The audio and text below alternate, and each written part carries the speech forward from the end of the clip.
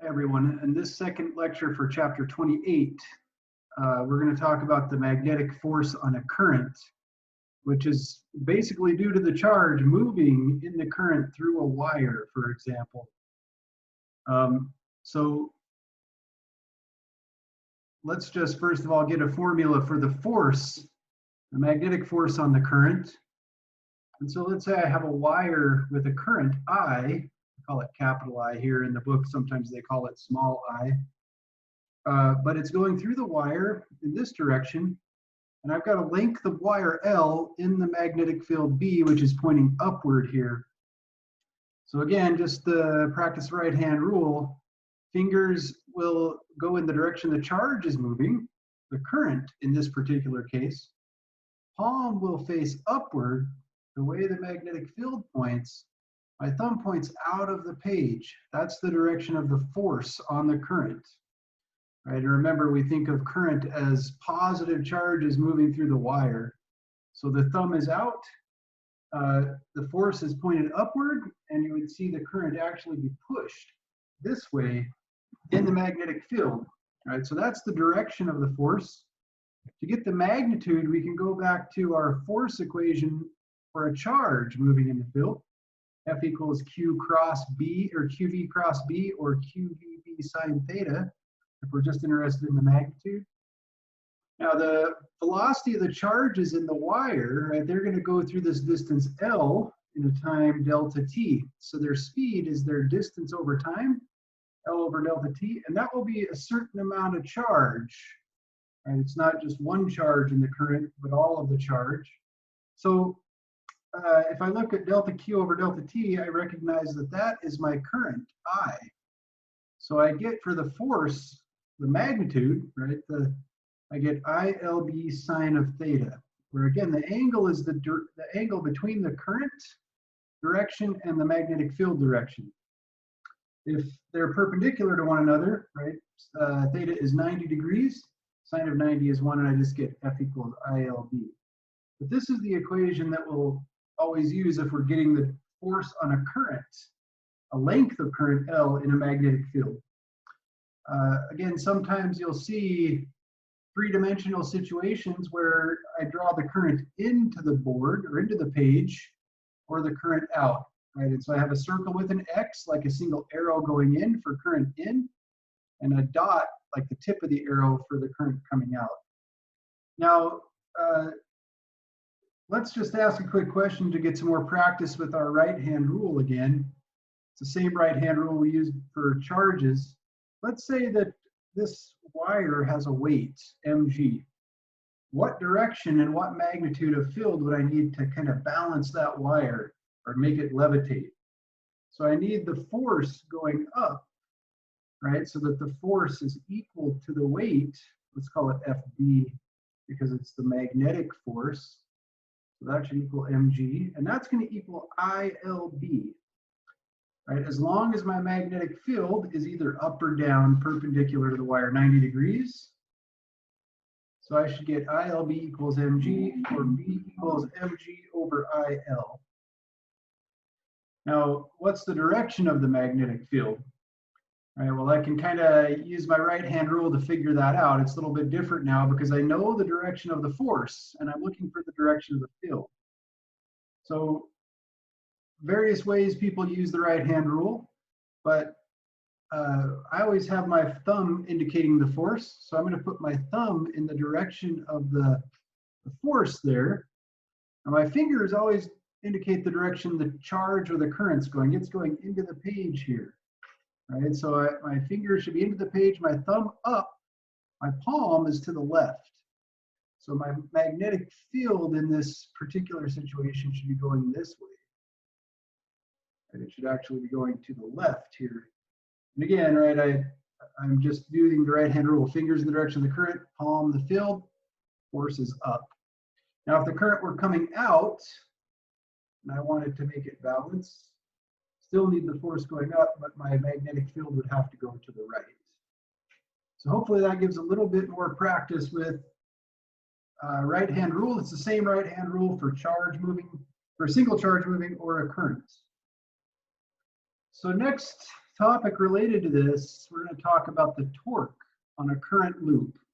So by a current loop, I just mean a coil of wire. And now it could be that you have n number of loops, right? So maybe you take a wire and you wrap it a bunch of times, and you just make a coil of wire there.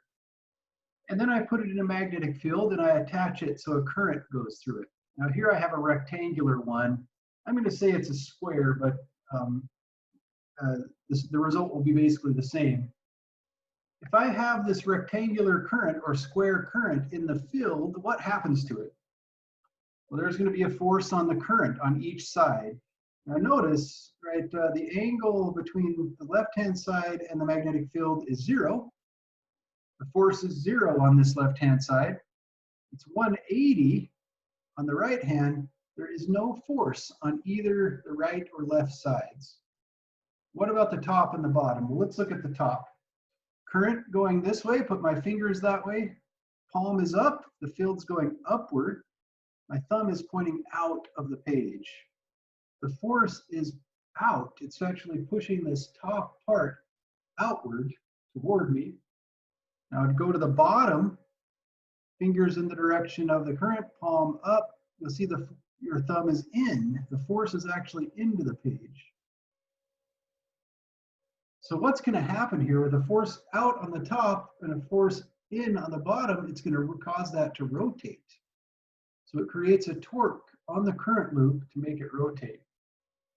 Now remembering from physics 221, we define torque to be the moment arm, R. Now in this case, R is going to be from the center of the loop, right? Because that's where it's going to rotate around. So our R is actually half the length of the side here. Now if it's a square, it's going to be L over 2. Now the force is ILB. The angle is 90 degrees in this configuration between current and field, right? But there are two of those. I've got one coming out and one going in. So this is my torque. It turns out to be IL squared, 2's cancel, times B. Now L squared for the square is the area of the square. Now if you use the rectangle, you get the same thing. You would just get the area of the rectangle. So it turns out the torque in this case is current times area times magnetic field. Now in general, what happens is, right, the loop is going to rotate, and then the field and the current are now at an angle to one another, and you're going to get a sine of theta in here. But in general, the torque, the magnitude of the torque is I times area times magnetic field times the sine of the angle between the current and the field. Sometimes people like to think of this in terms of something called magnetic moment. So I'm going to draw another picture here. Imagine you have a current loop, again, maybe a square one, where you've got a current coming out here, going down this side. So I'm kind of looking at from the side of the current loop and then going back in. Now the force here is going to be this way. Force there, you can see now there's an angle between them, between the force and the actual loop here. People like to think in terms of a vector that's normal to the surface of the current loop, right? And the angle between that direction and the field is still theta. Now, we're going to define our magnetic moment to have that direction. It's in the direction of this normal vector, perpendicular vector to the surface of the loop. Its magnitude is current times area. Well, if I have n number of loops, I have n areas, right? So it's really current times area, but I just have a bunch of n number of areas there in the direction of the normal vector. If you use this, you can define torque to be magnetic moment crossed with the magnetic field, or its magnitude is mu b sine theta. Now what happens to that normal vector, or the magnetic moment vector? It wants to line up with the field. That's the main easy picture you get from this, right? If you define this magnetic moment perpendicular to the surface of the loop, it wants to twist or rotate to line up with the field. So if I started this right here, it would tend to rotate in the direction of the field. So that that will help answer hopefully a couple problems about magnetic moment, torque on a current loop.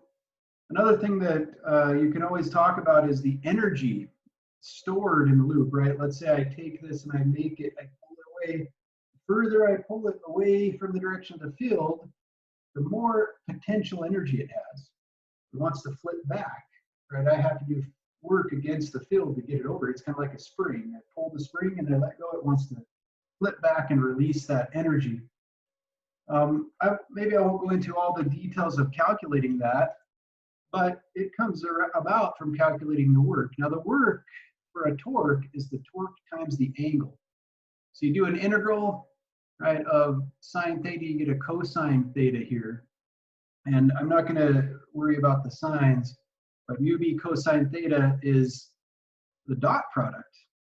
And as it turns out, the potential energy stored in a magnetic moment that's at an angle with a magnetic field like this, now I have a circular loop, it works fine for circular loops or any other shape, is negative mu dot b, or negative mu b cosine theta if you're interested in the magnitude in joules, right? That gives you the amount of joules that you have stored as potential energy the further you rotate.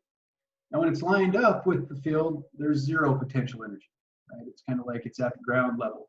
Maximum potential energy is when it's opposite the field. Makes sense, you've kind of lifted it as far away from its equilibrium as you can get.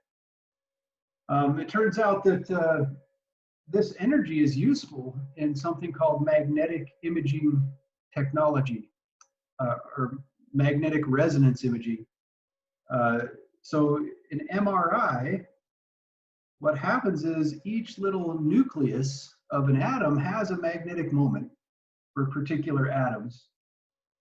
If you can get them further away, right, and release them, when the energy is released, it will be released as light, and our devices detect that light, form an image, and we get a magnetic MRI image from that.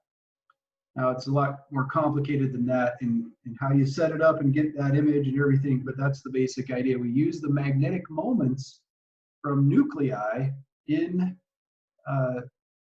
our bodies and actually can view an image of what's going on there. It turns out that electrons have a magnetic moment, right? All subatomic particles, or many of them do, they have a magnetic moment.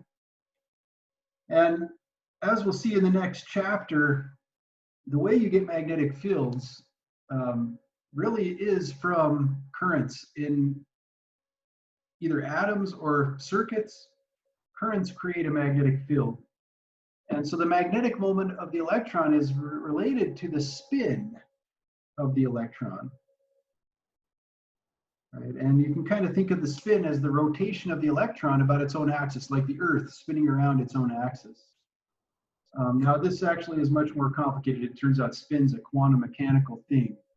But the point is that even little tiny subatomic particles have magnetic moments.